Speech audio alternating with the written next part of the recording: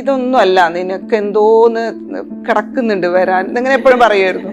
അപ്പൊ ഈ സ്ക്രിപ്റ്റ് കൈ കിട്ടിയപ്പോ അനിത പറഞ്ഞത് അതാണ്, നിന്നെ തേടി വന്ന എല്ലാം ഉൾക്കൊള്ളുന്ന എല്ലാ ഇമോഷൻസും വരുന്ന ഒരു സാധനം നിനക്ക് കിട്ടിയിട്ടുണ്ട്. ഇപ്പൊ ഞാൻ സ്ക്രിപ്റ്റ് ഫോർമാറ്റ് പഠിച്ചത് സിനിമ കണ്ടിട്ടല്ല, സ്ക്രിപ്റ്റുകൾ വായിച്ചിട്ടാണ്.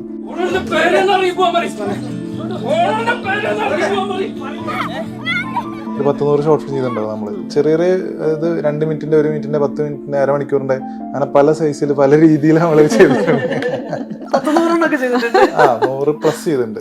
ഒറ്റയ്ക്കായിരുന്നെങ്കിൽ ഇത്രയധികം സന്തോഷിക്കാൻ പറ്റില്ല എന്ന് എനിക്ക് തോന്നുന്നത്. പൂർവ്വ ചേച്ചിയുടെ കൂടെ വെക്കുക എന്ന് പറയുമ്പോൾ ശരിക്കും വല്ലാത്തൊരു അംഗീകാരം കിട്ടിയ ഒരു സന്തോഷം തന്നെയാണ്. എന്തിനാ അമ്മ അച്ഛനും കൂടിയിട്ടാണ് സ്കൂളിൽ തല്ലൂടി? ടീച്ചറെ ഉപദ്രവിക്കുന്ന ഒരു സീനുണ്ട്. ഇപ്പോ കാണികളായിട്ട് കുട്ടികളാണ്, അപ്പൊ കുട്ടികൾക്ക് അറിയാണ്, പക്ഷെ ക്യാരക്ടറിനെയാണ് ശരിക്ക് അവര് ഉപദ്രവിക്കുന്നത്. പക്ഷെ കാണുമ്പോ അയ്യോ ഞങ്ങൾ ടീച്ചർ തല്ലാണല്ലോ എന്ന് പറഞ്ഞിട്ട് അവര് കരഞ്ഞോണ്ടിരിക്കുകയാണ്. ഒരിക്കലും ഞാനിതൊന്നും സ്വപ്നം കണ്ടിട്ടുമില്ല. ഈ ഒരു ലോകം, സിനിമ ലോകമൊന്നും ഞാൻ സ്വപ്നം കണ്ടിട്ട് പോലും ഇല്ല. ഇങ്ങനെ ഒരു അവാർഡുകളും ഞാൻ മറ്റുള്ള നാടകരംഗത്തും എൻ്റെ കൂട്ടുകാർക്കൊക്കെ അവാർഡ് കിട്ടുമ്പോൾ എനിക്ക് കിട്ടണ പോലെ ഞാൻ സന്തോഷിച്ചിട്ടില്ല. അത് എൻ്റെ അടുത്തേക്ക് വരുന്നോ അല്ലെങ്കിൽ അങ്ങനെ എനിക്ക് വേണമെന്നോ ഒരിക്കലും ഞാൻ മോഹിച്ചിട്ടില്ല. കഴിയുന്ന പോലെ തന്നെ ഞാൻ നോക്കിക്കോ. അപ്പം എപ്പോഴും അധ്യാപകർക്ക് ഇതൊരു തലവേദനയായി പുസ്തകം എന്ന് പറയുന്നത്. ഇതെങ്ങനെയെങ്കിലും പഠിപ്പിച്ച് തീർക്കണം. ഓരോ ടേമിലും ഒരു സിലബസ് നമുക്ക് തന്നിട്ടുണ്ടാവും, അത് പഠിപ്പിച്ച് തീർക്കാനുള്ള തത്രപ്പാടിലാണ് അധ്യാപകർ. ഷൂട്ട് ചെയ്യുന്ന സമയത്ത് ഉച്ചക്ക് ഭക്ഷണം കഴിക്കാൻ ടീച്ചർ സ്കൂളിലാണ് പോയിരുന്നത്. അപ്പോൾ നമ്മളൊക്കെ ചെറുപ്പത്തിൽ സ്കൂളിൽ പോകുമ്പോൾ ടീച്ചറെ കണ്ട അവിടെ കണ്ട ഈ വഴി പോകുമല്ലോ. ഇവിടുത്തെ കുട്ടികൾ ടീച്ചറെ കണ്ട ഓടി വരുന്നു, കെട്ടിപ്പിടിക്കുന്നു. ഇവർക്ക് ടീച്ചർ ഇല്ലെങ്കിൽ ഇവർക്ക് വിഷമം. നമ്മളിപ്പോൾ മിടുക്കര് എന്ന് പറയുന്ന കുട്ടികളെന്ന് പറയുന്നത് എഴുതും വായിക്കാൻ കുട്ടികളെ നമ്മൾ മിടുക്കര്, അല്ലെങ്കിൽ ക്ലാസ്സിൽ നമ്മൾ പഠിപ്പിക്കുമ്പോൾ ഇങ്ങനെ ഉത്തരം ഇങ്ങനെ പറയുന്ന കുട്ടികളെ നമ്മൾ മിടുക്കര് നമ്മൾ മനസ്സിൽ വിചാരിക്കും. പക്ഷെ ഇതിനേക്കാൾ മിടുക്കരും മിണ്ടാതിരിക്കുന്ന കുറെ കുട്ടികളുണ്ടാവും.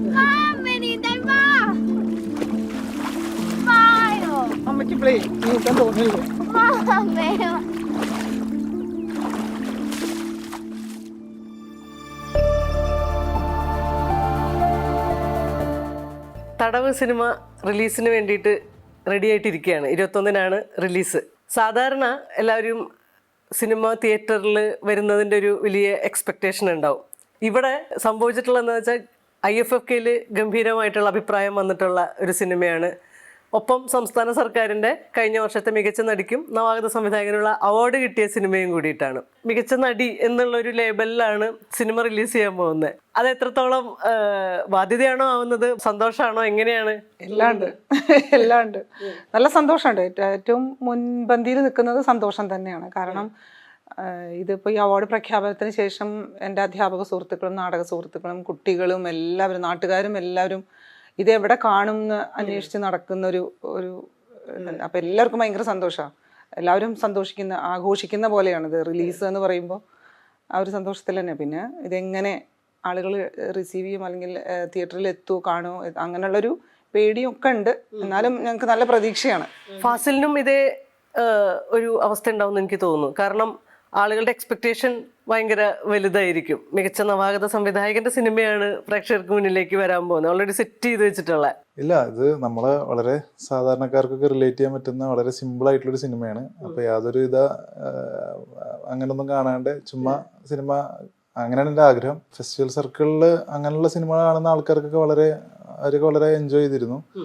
അവരുടെയൊക്കെ നല്ല നല്ല അഭിപ്രായങ്ങളൊക്കെ വന്നിരുന്നു. അപ്പൊ ആ ഒരു കോൺഫിഡൻസ് ഉണ്ട്.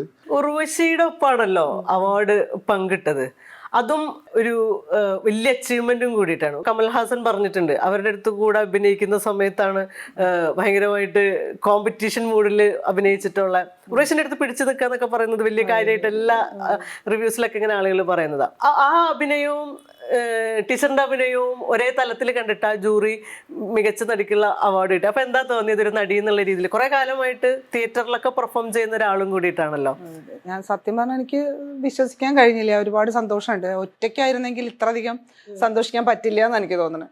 പൂർവ്വ ചേച്ചിയുടെ കൂടെ വെക്കുക എന്ന് പറയുമ്പോൾ ശരിക്കും വല്ലാത്തൊരു അംഗീകാരം കിട്ടിയ ഒരു സന്തോഷം തന്നെയാണ്. കാരണം ഞാൻ ചെറുപ്പം മുതലേ അവരുടെ അഭിനയത്തിന് കൗതുകത്തോടു കൂടി നോക്കി കണ്ടിരുന്നതാണ്. ഒരുപാട് ഇഷ്ടമുള്ള, കാരണം അത്ര റേഞ്ചാണല്ലോ അവർക്ക്. അപ്പൊ പിന്നെ ആ ഉള്ളൊഴുക്ക് എന്നുള്ള ഫിലിമിൽ ആണ്, പിന്നെ നമ്മുടെ തടവുമാണ് മത്സരം വന്നത്. അപ്പോൾ അതിൻ്റെ കൂടെ നിൽക്കാൻ കഴിഞ്ഞു എന്നുള്ളത് ഒരുപാട് സന്തോഷമുണ്ട്. അത് ഒറ്റയ്ക്കായിരുന്നെങ്കിൽ ഇത്ര സന്തോഷിക്കാൻ പറ്റില്ലായിരുന്നു. മാത്രമല്ല ആളുകൾ ഇതുവരെ എൻ്റെ അഭിനയം ആർക്കും കാണാൻ സാധിച്ചിട്ടില്ല, ആളുകൾക്കൊന്നും. കാരണം തടവ് എന്നുള്ള സിനിമ മാത്രം, അത് റിലീസായിട്ടും ഉണ്ടായിരുന്നില്ല ഇതുവരെയായിട്ട്, ഇപ്പോഴാണല്ലോ റിലീസ് ചെയ്യാൻ പോകുന്നത്. അപ്പോൾ ആളുകൾക്ക് സംശയത്തോട് ഈ നടി ആരാണ്, അത് പലപ്പോഴും നമ്മൾ കണ്ടിട്ടുണ്ട് യൂട്യൂബിലൊക്കെ കുറേ പേര്, ഇത് ആരാണ്, ഇത് ഏതാ സിനിമ, റിലീസ് ആവാത്ത സിനിമയ്ക്ക് അവാർഡോ എന്നൊക്കെ പല കമന്റുകളും നമ്മൾ കണ്ടിരുന്നു. അപ്പോൾ എന്തായാലും ഒരു ആശ്വാസമുണ്ട് ഇപ്പോൾ ഇത് കാണാൻ വരുന്നത്. പിന്നെ അതുപോലെ എനിക്ക് എൻ്റെ തിയേറ്റർ എന്നുള്ള നിലയ്ക്ക് ഒരു ഏകപാത്ര നാടകം എൻ്റെ കൂടെ ഉണ്ടായിരുന്നു. അപ്പോൾ ഇപ്പോൾ ഈ അവാർഡിന്റെ ഭാഗമായിട്ട് ഒരുപാട് വേദികൾ ഞാൻ പോയിക്കൊണ്ടിരിക്കുകയാണ്, പെർഫോം ചെയ്യും. അപ്പോൾ എൻ്റെ നാടകം ഇങ്ങനെ പെർഫോം ചെയ്യാൻ സാധിക്കുന്നുണ്ട്. അപ്പോൾ അത് കണ്ടു കഴിയുമ്പോൾ ആളുകൾ വെറുതെ അല്ല എന്നുള്ളൊരു അതെനിക്കൊരു ഒരുപാട് ഊർജം തരുന്നുണ്ട്. കാരണം അല്ലാതെ വേറെ എൻ്റെ അഭിനയ മികവ് കാണിക്കാനായിട്ട് ഒന്നുമില്ല, സിനിമ റിലീസായിട്ടും ഉണ്ടായിരുന്നില്ല ഇതുവരെ.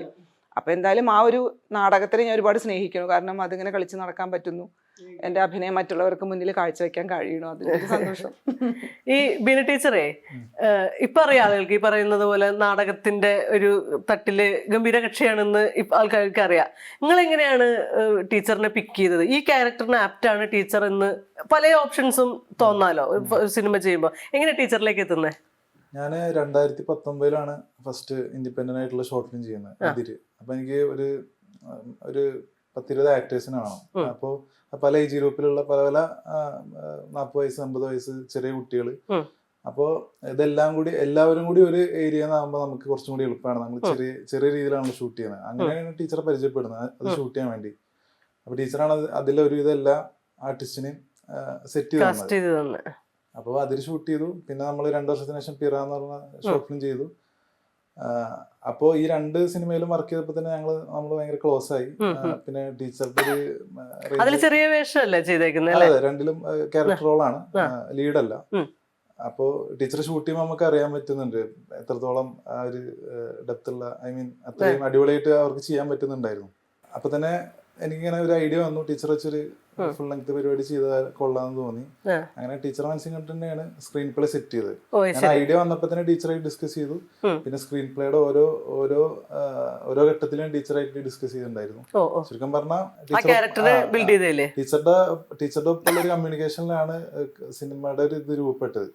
പിന്നെ ടീച്ചർക്ക് ഒരു 2 ഫ്രണ്ട്സ് ഉണ്ട്. അപ്പൊ അവരുടെ ഒരു ഇൻസ്പിറേഷൻ കൂടി നമുക്ക്, ഇവരുടെ ഫ്രണ്ട്ഷിപ്പിന്റെ ഒരു ഇൻസ്പിറേഷൻ കൂടി സിനിമയ്ക്കുണ്ട്. ആ ലെയറും നമ്മൾ എടുത്തിട്ടുണ്ട്. ആ സിനിമയിൽ കാണിക്കുന്ന ഫ്രണ്ട്ഷിപ്പ് നേരത്തെ സ്ക്രിപ്റ്റിൽ ഉണ്ടായിരുന്നില്ല ആ രീതിയില്. അത് ഇവര് ഈ പ്രായത്തിൽ ഇവർ ഇത്രയും നല്ല ഫ്രണ്ട്ഷിപ്പ് കീപ്പ് ചെയ്യുമ്പോൾ നമ്മൾ അതിന് ഇൻസ്പയർ ആയിട്ടാണ് ക്യാരക്ടേഴ്സിന് അത്രയും നമ്മൾ. അതിലും പിറയിലും ഞങ്ങളെല്ലാവരും ഉണ്ടായിരുന്നു. അപ്പൊ ഞങ്ങളുടെ സുബ്രഹ്മണ്യൻ, അപ്പൊ ആ ഒരു ഇത് കാണുകയാണല്ലോ, പാസിൽ കാണുകയാണല്ലോ ഞങ്ങളുടെ ഫ്രണ്ട്ഷിപ്പിന്റെ ഒരു ഡെപ്ത്. അപ്പൊ സ്ക്രിപ്റ്റിൽ അത് വന്നു എന്നാണ്. പിന്നെ ചോദിച്ച പോലെ വേറെ ഓപ്ഷൻ ഉണ്ടായിരുന്നില്ല, ടീച്ചറിനായിരുന്നു. ടീച്ചർ വെച്ച് സിനിമ ചെയ്യാന്നുള്ളൊരു ആഗ്രഹം കൂടി ഉണ്ടായിരുന്നു. ഓക്കെ, ടീച്ചറിന്റെ ഒരു ബാക്ക്ഗ്രൗണ്ട് തിയേറ്റർ ആണല്ലോ, അതിൽ ഭയങ്കര ലൗഡായിരിക്കും പെർഫോമൻസ്, ഉറക്കെ സംസാരിക്കുകയും ബോഡീനെ ആ രീതിയിൽ ലൗഡായിട്ട് ഉപയോഗിക്കുകയൊക്കെ ചെയ്യുന്ന രീതിയാണല്ലോ നാടകത്തിന് ഇപ്പോഴും ഡിമാൻഡ് ചെയ്യുന്ന ഒരു സംഗതി. അപ്പൊ അതിൽ നിന്ന് ഈ മീഡിയത്തിലേക്ക് മാറുന്ന സമയത്തെ നിങ്ങൾ തമ്മിലുള്ള കമ്മ്യൂണിക്കേഷൻ എന്തായിരുന്നു? അത് ഒരു ഡ്രാമ ആർട്ടിസ്റ്റിനെ അവർ വെച്ച് നോക്കുമ്പോൾ അവർക്ക് ഏത് രീതിയിൽ അഭിനയിക്കാൻ പറ്റുന്നതുകൊണ്ടാണ് അവർക്ക് അങ്ങനെ പ്രസന്റ് ചെയ്യാൻ പറ്റുന്നത്. നമുക്ക് വളരെ എളുപ്പമാണ്. അവർക്ക് ആ ട്രിക്ക് ജസ്റ്റ് ഒന്ന് കിട്ടിയാൽ മതി. ആ ഒരു ജസ്റ്റ് ചിലപ്പോൾ ഒരു വാക്കിലോ അല്ലെങ്കിൽ എന്തെങ്കിലും ഒരു ആക്ടിവിറ്റിയിലോ അവർക്ക് ഏത് മീറ്ററാന്നുള്ളത് കിട്ടുന്നത് അത് സിനിമ കിട്ടും. ഇത്രയും വർഷത്തെ എക്സ്പീരിയൻസ് ഉണ്ടല്ലോ. അപ്പോൾ പിന്നെ ഒരു പ്രധാനപ്പെട്ട കാര്യം എന്താ വെച്ചാൽ ഇവര് എന്തും ചെയ്യാൻ റെഡിയാണ്. അപ്പൊ നമ്മുടെ ക്യാരക്ടർ കൊളുത്തിച്ചാടണം, നീന്തണം, അങ്ങോട്ടും കടന്ന് ഉരുളണം, ഒച്ചപ്പാട് ഉണ്ടാക്കണം. അപ്പോൾ ക്യാരക്ടർ എന്ത് പറഞ്ഞാലും ചെയ്യാൻ റെഡി ആയിട്ടുള്ള ആർട്ടിസ്റ്റുകളാണ് ഈ ഡ്രാമ ആർട്ടിസ്റ്റ്. ശരിക്കും പറഞ്ഞാൽ അത് സിനിമയ്ക്ക് ഗുണകരമായിട്ടേ വന്നിട്ടുള്ളൂ. ഈ പറഞ്ഞ പോലെ ഭയങ്കര വ്യത്യാസമുണ്ട്, പക്ഷെ അത് ബ്രില്യൻ്റ് ആയിട്ടുള്ള ആക്ടേഴ്സിന് പെട്ടെന്ന് പിടിക്കാനും പറ്റും. ഓക്കെ, ഞാൻ മുമ്പ് നമ്മൾ സംസാരിച്ചപ്പോഴും ചോദിച്ചൊരു ചോദ്യമുണ്ട്. അതായത് തിയേറ്ററിന്റെ മെത്തേഡ് ഓഫ് ആക്ടിങ് എന്ന് പറയുന്നത് ഈ പറയുന്ന പോലെ ലൗഡാണ്, പിന്നെ നമ്മുടെ ശബ്ദം അതിനകത്ത് ഭയങ്കര പ്രധാനമാണ് അല്ലേ? പക്ഷെ സിനിമയിൽ വരുമ്പോൾ വേറെ തന്നെ ഒരു രീതിയാണല്ലോ. അതിനെ ടീച്ചർ എങ്ങനെയാ കണ്ടത്? അതെന്താ വെച്ചാല് ഞാൻ ആദ്യത്തെ വർക്കുകളില് തിയേറ്ററിൽ നിൽക്കുന്ന സമയത്ത്, ഇതിന്റെ മുന്നത്തെ പല സുദേവന്റെയും MG ശശിയേട്ടന്റെ ഒക്കെ വർക്കുകളിൽ ചെയ്യണ സമയത്ത് എനിക്ക് ഡ്രാമ വന്നിരുന്നു. പിന്നെ ഒന്ന് രണ്ടെണ്ണം ചെയ്ത് കഴിഞ്ഞപ്പോഴാണ് എങ്ങനെയാണ് ക്യാമറയുടെ മുന്നിൽ നിൽക്കേണ്ടത്, മനസ്സിലാവും. എത്രയോ വളരെ മൈന്യൂട്ട് ആയിട്ടാണ് ചെയ്യേണ്ടത്, വളരെ ഒരു ബിഹേവ് ചെയ്താൽ മതി എന്നുള്ളൊരു ആ ട്രിക്ക് എനിക്ക് പിടുത്താൻ കിട്ടിയത്. പിന്നെ ഫസലിന്റെ അടുത്തേക്ക് എത്തിയപ്പോഴേക്കൊക്കെ കുറെ അങ്ങനെ ആ ഒരു ഇതിലേക്ക് എത്തിയിരിക്കുന്നു. അപ്പൊ ഏറ്റവും മിനിമലായിട്ട് പിടിച്ചാൽ മതി എന്നുള്ള. പിന്നെ തടവാണെങ്കിൽ കുറച്ചും കൂടി പ്രത്യേകതയാണ്. സത്യം പറഞ്ഞാൽ അത് എന്റെ കയ്യിൽ വെച്ചെന്നപ്പോ നല്ല ടെൻഷൻ ഉണ്ടായിരുന്നു. ഇത് നമ്മള് സെൻട്രൽ ക്യാരക്ടർ, സിനിമ എന്ന് പറയുന്ന സ്വപ്നം കണ്ട് നടക്കണ ഒരാളാണ്. അപ്പൊ ആദ്യത്തെ സിനിമ അത് വിജയിക്കണമെങ്കിൽ ഞാൻ നന്നായിട്ട് ഇതിന്റെ കൂടെ നിൽക്കണം. പിന്നെ എനിക്കും അതെ, ആ ഒരു ക്യാരക്ടർ കിട്ടിയപ്പോൾ എന്നെ തേടി വന്നൊരു ക്യാരക്ടറായിട്ട് തന്നെയാണ് ഫീൽ ചെയ്തത്. ഞാൻ പറയാറുണ്ട്, അനിത ടീച്ചർ ഞാൻ കുട്ടികളുടെ മുന്നിലൊക്കെ പെർഫോം ചെയ്ത് കാണിച്ചു കൊടുക്കുമ്പോൾ അനിത ഇങ്ങനെ വളരെ അത്ഭുതത്തോടു കൂടി കാണും, എങ്ങനെയാണ് ഇങ്ങനെ മെയിൽ ഫീമെയിൽ ക്യാരക്ടേഴ്സിനെയൊക്കെ ഇങ്ങനെ ആക്ട് ചെയ്ത് കാണിക്കുന്നത്, ഞാൻ ആദ്യമായിട്ട് അങ്ങനെയൊക്കെ ആളിങ്ങനെ നമ്മളിങ്ങനെ ബൂസ്റ്റ് ചെയ്യും. അതെന്റെ ഒരു എനർജിയാണ് കേട്ടോ. ആ ആളിങ്ങനെ പറയുന്നത് എനിക്ക് കുട്ടികൾക്കൊക്കെ ചെയ്ത് കൊടുക്കാൻ, ഇതിൽ നിൽക്കാൻ, എപ്പോഴും സജീവമായിട്ട് നിൽക്കാനുള്ള ഒരു എനർജിയാണ് നമുക്ക്. അപ്പോ അങ്ങനെയുള്ള സമയത്ത് എപ്പോഴും പറയും, എന്റെ ഡ്രാമകളൊക്കെ അനിത കാണാറുണ്ട്, ഇതൊന്നും അല്ല, നിനക്ക് എന്തോന്ന് കിടക്കുന്നുണ്ട് വരാൻ, ഇങ്ങനെ എപ്പോഴും പറയുന്നത്. അപ്പൊ ഈ സ്ക്രിപ്റ്റ് കൈ കിട്ടിയപ്പോ അനിത പറഞ്ഞത് അതാണ്, നിന്നെ തേടി വന്ന എല്ലാം ഉൾക്കൊള്ളുന്ന എല്ലാ ഇമോഷൻസും വരുന്ന ഒരു സാധനം നിനക്ക് കിട്ടിയിട്ടുണ്ട്, ഇത് വിജയിക്കും. അപ്പൊ ഞാനിങ്ങനെ കൺഫ്യൂഷൻ പറഞ്ഞിട്ടുണ്ടായിരുന്നു, ഇത് വിജയിച്ചില്ലെങ്കിൽ എന്നുള്ളൊരു ടെൻഷൻ. അപ്പൊ പറ്റും, അപ്പൊ ആ ഒരു ധൈര്യം തന്നു ഫസലും. അതെ, ടീച്ചർക്ക് പറ്റുമെന്നുള്ളതുകൊണ്ടാണല്ലോ ഞാനത് ഇങ്ങനെ എഴുതിയത്, ടീച്ചർ തന്നെ വേണം എന്നുള്ള ഒരു ഷാഠ്യം ഉണ്ടായത്. അപ്പൊ അതൊക്കെ കൂടി കൂടുമ്പോ നമുക്ക് നമ്മളൊരു വിശ്വാസം അവർക്കൊക്കെ വന്നു. അപ്പൊ എനിക്കും ഉള്ളിൽ തോന്നി ചെയ്യാൻ പറ്റും. പിന്നെ നല്ലൊരു ഹോംവർക്ക് ഉണ്ടായിരുന്നു, നല്ല സപ്പോർട്ടാ ഇവരുടെ ക്രൂ എന്ന് പറയുമ്പോൾ ഒരു വല്ലാത്തൊരു നല്ല ഡിസിപ്ലിൻഡ് ആയിട്ടുള്ള ക്രൂ. അപ്പൊ അത് നല്ല ഗുണം ചെയ്തിട്ടുണ്ട്. ഒരു അംഗൻവാടി ടീച്ചർ ഒരു കേന്ദ്ര കഥാപാത്രമാവുന്ന ഒരു സിനിമ അങ്ങനെയാണോ ആലോചിച്ചത്, അതോ ഒരു സ്ത്രീയുടെ കഥ പറയുന്ന അവര് അംഗൻവാടി ടീച്ചറായി മാറി, അങ്ങനെയാണോ? അല്ല, നമുക്കിത് ഒരു സിനിമയുടെ ഒരു കോർ ഐഡിയ ആണ് ആദ്യം കിട്ടുന്നത്. അപ്പൊ നമുക്കിത് ഫീമെയിലിൽ പ്ലേസ് ചെയ്യാം, മെയിൽ ആയിട്ടുള്ള ആളെ പ്ലേസ് ചെയ്യാം. അപ്പോഴാണ് പേരിൽ ഞാൻ എൻ്റെ പെങ്ങടെ കൊച്ചിനായിട്ട് അംഗനവാടി പോകുന്ന ഒരു സമയമായിരുന്നത്. അപ്പൊ എന്തുകൊണ്ട് അവരെ പ്ലേസ് ചെയ്താലോ, പിന്നെ അതിനെ ചുറ്റിപ്പറ്റിയൊരു വേൾഡ് ബിൽഡ് ചെയ്ത്, പിന്നെ എനിക്ക് ചുറ്റുള്ള കഥകളൊക്കെ തന്നെയാണ് സിനിമ ആക്കുന്നത്. അപ്പോൾ പെട്ടെന്ന് നമുക്കതൊരു ഫോമായി മാറുമല്ലോ. അപ്പൊ അങ്ങനെയാണ് ആ ഒരു കഥ സെറ്റ് ചെയ്ത്. ഈ പറഞ്ഞ രണ്ടും ആയിരുന്നില്ല, നമ്മ ആ കോർ ഐഡിയ കിട്ടിയതിനു ശേഷം എല്ലാ ഇതിലേക്കും ശരിക്കും പറഞ്ഞാൽ രണ്ട് സംഭവങ്ങളായിരുന്നു. ഒരു അംഗനവാടി ടീച്ചർ, അവർക്ക് അവരുടെ 2 ഹസ്ബൻഡ്, അവരുടെ 2 മക്കള്, അവരുടെ ഫ്രണ്ട്സ്, അങ്ങനെ ഒരു വേൾഡും ഇപ്പുറത്ത് ഈ നമ്മുടെ സിനിമയുടെ പ്രധാന പ്ലോട്ടും അത് ബ്ലെൻഡ് ചെയ്തപ്പോഴാണ് നമുക്കൊരു സിനിമാറ്റിക് സാധനം വന്നത്. ഓക്കെ. ഇതിലെ ഈ ക്യാരക്ടർ ഇപ്പൊ സ്പോയിലർ ആവുമെന്ന് എനിക്ക് അറിഞ്ഞൂടാ, എന്നാലും ഇതിനകത്ത് 2 തവണ ഡിവോഴ്സ് ആയിട്ടുള്ള ഒരു അംഗൻവാടി ടീച്ചറാണ്. അതായത് മിഡിൽ ക്ലാസ് എന്നോ ലോവർ മിഡിൽ ക്ലാസ് എന്ന് പറയുന്ന ഒരു ക്ലാസ്സിൽ നിന്ന് വരുന്ന ഒരു ക്യാരക്ടർ. അവരുടെ ഒരു ബോൾഡ്നെസ് ഉണ്ട് ഭയങ്കരമായിട്ട്. ജീവിതത്തോട് കാണിക്കുന്ന ഒരു ഫൈറ്റോ അല്ലെങ്കിൽ ഒരു സത്യസന്ധതയോ ഭീകരമായിട്ട് നിൽക്കുന്ന ഒരു, അവർ വേറെ തരത്തിൽ കോംപ്രമൈസ് ഇല്ല, സെൽഫിനോട് കോംപ്രമൈസ് ചെയ്യാത്ത ഒരു സ്ത്രീയാണ് ആ ക്യാരക്ടറൈസേഷൻ. ആ ക്യാരക്ടറിന് ബിൽഡ് ചെയ്ത ഒരു രീതിയാണ് ഞാൻ ചോദിക്കുന്നത്. അല്ല, നമ്മളെപ്പോഴും നമ്മുടെ ക്യാരക്ടർ യൂണീക്ക് ആയിരിക്കണം എന്നുള്ളൊരു തോട്ട് നമുക്ക് ഉണ്ടാവുമല്ലോ. അപ്പൊ നമ്മൾ ഈ ക്യാരക്ടറിനെ കുറച്ച് നന്മമരം അല്ലാത്ത രീതിയിൽ സെറ്റ് ചെയ്തു, കുറച്ച് സെൽഫിഷ് ആയിട്ടുള്ള, ഈ പറഞ്ഞ പോലെ നമ്മുടെ തീരുമാനത്തിൽ ഉറച്ചു നിൽക്കുന്ന, ആരുടെ മുമ്പിലും തലകുനിക്കാത്ത, മറ്റേ ഇപ്പോ 2 തവണ വിവാഹമോചനം എന്നൊക്കെ പറയുമ്പോ തന്നെ പുരുഷന്മാരാണ് സാധാരണ കുറെ കല്യാണം കഴിക്കുന്നത്. ഇവരാണ് ഇതില് കഴിക്കുന്നത്. അപ്പൊ അങ്ങനെ മൊത്തത്തിൽ എന്താണോ നടക്കുന്നത് അതിനെതിരായിട്ട്, ഐ മീൻ ഒരു പ്രത്യേകത ഈ പുള്ളിക്കാരിക്ക് വേണം എന്ന് തോന്നി. അപ്പൊ അങ്ങനെ സെറ്റ് ചെയ്താണ്. പൊതുവെ നമ്മൾ സിനിമയിലൊക്കെ ക്യാരക്ടേഴ്സിനൊക്കെ കാണുമ്പോഴേ ബോൾഡ് ആയിട്ടുള്ള സ്ത്രീ ക്യാരക്ടേഴ്സ് എന്ന് പറയുന്നതിനൊരു കൃത്യം പാറ്റേണും കൃത്യം ആയിട്ടുള്ള ഒരു ഡിസൈനും ഉണ്ട്. അങ്ങനെ ബോൾഡ്നെസ് കാണിക്കാൻ വേണ്ടിയിട്ട് നമ്മൾ ബോധപൂർവ്വം കൊണ്ടിരുന്ന കുറെ ക്ലീഷേ എലമെന്റ്സ് ഉണ്ട് സത്യത്തിൽ. അതാണോ ബോൾഡ്നെസ് എന്ന് നമ്മൾക്ക് അറിഞ്ഞൂടാ. ഈ ക്യാരക്ടർ അങ്ങനെയേ അല്ല. ഇതിന്റെ ഡിസൈൻ തന്നെ ആന്തരികമായിട്ടുള്ളൊരു ബോൾഡ്നെസ്സും ആന്തരികമായിട്ടുള്ളൊരു ഫെമിനിസ്റ്റ് ചിന്തയ്ക്കുള്ളിൽ പേർന്ന ഒരു ക്യാരക്ടറാണ്. ടീച്ചർ അങ്ങനെ മനസ്സിലാക്കിയിട്ടുണ്ടോ ആ ക്യാരക്ടറിനെ? തീർച്ചയായിട്ടും അത് എനിക്ക് ഫീൽ ചെയ്തത് തന്നെയാണ്.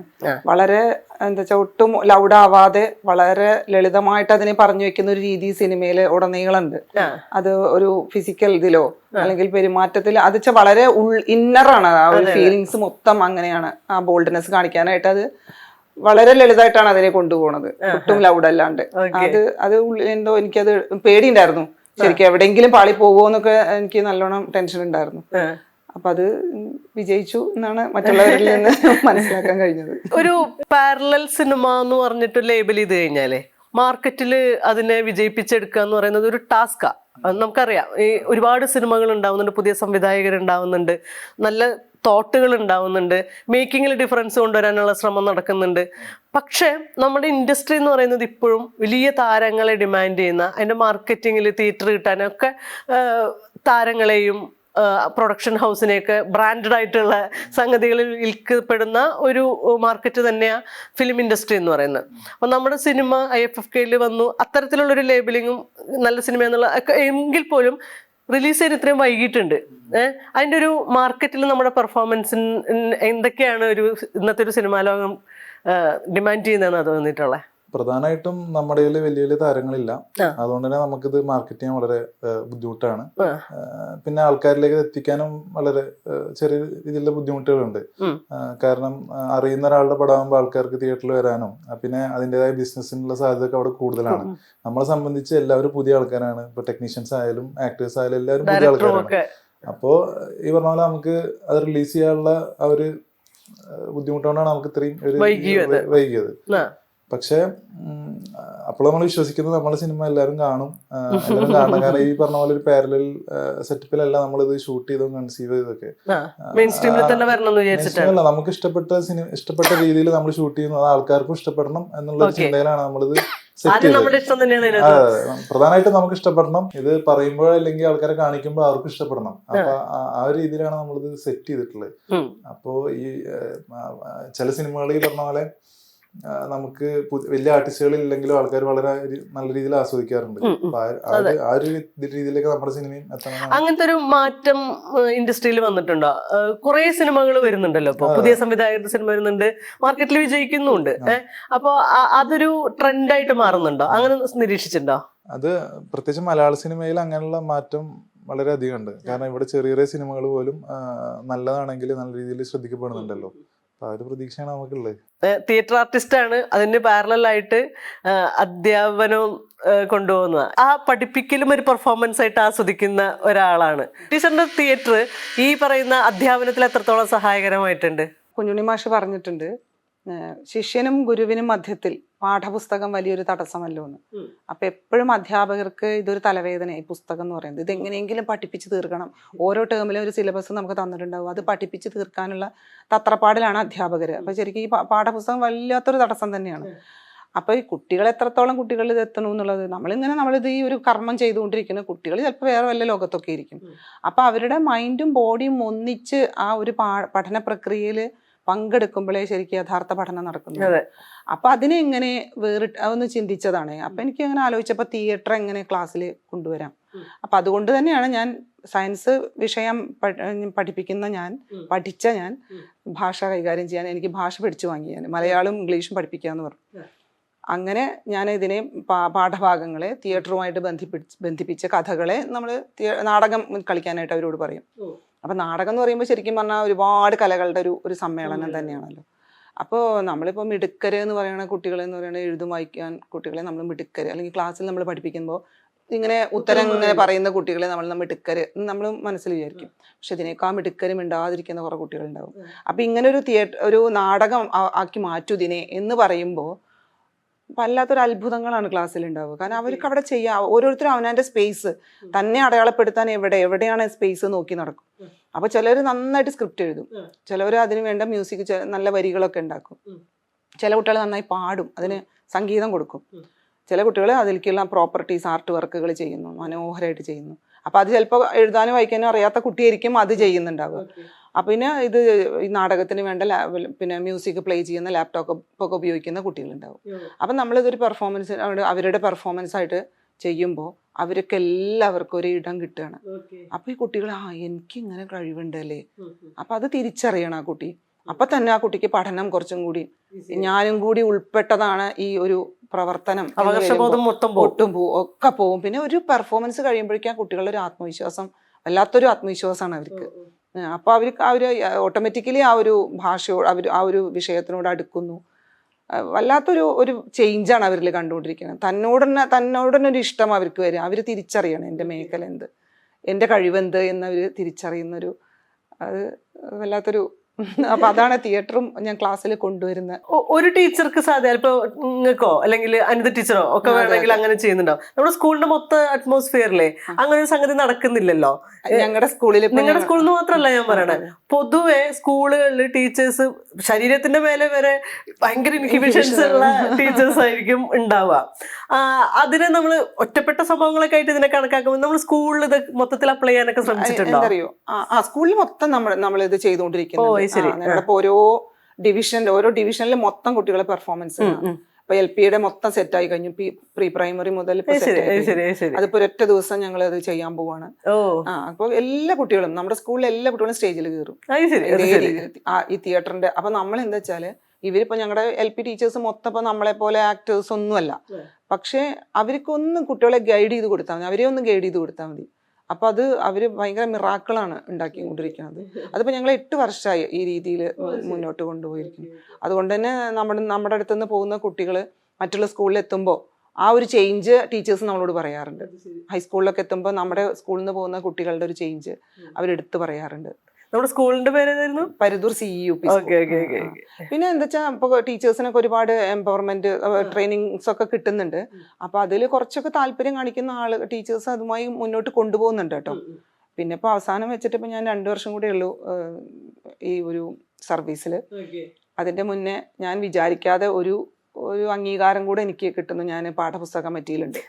അപ്പൊ എന്തായാലും അഭിനയത്തിനെ ഞാൻ ഇതിലേക്ക് കൂടുതൽ കൊണ്ടുവരാനായിട്ട് ശ്രമിച്ചിട്ടുണ്ട്. സിനിമയായാലും നാടകമായാലും ഇതിലേക്ക് കൊണ്ടുവരാനായിട്ട് ശ്രമിക്കാൻ കഴിഞ്ഞു എന്നുള്ളത് കൂടി ഒരു സന്തോഷം. നിങ്ങളുടെ ഒരു ബാക്ക്ഗ്രൗണ്ട് സിനിമ ബാക്ക്ഗ്രൗണ്ട് അല്ല, സിനിമ അക്കാദമിക് ആയിട്ട് പഠിച്ച ഒരു ആളല്ല.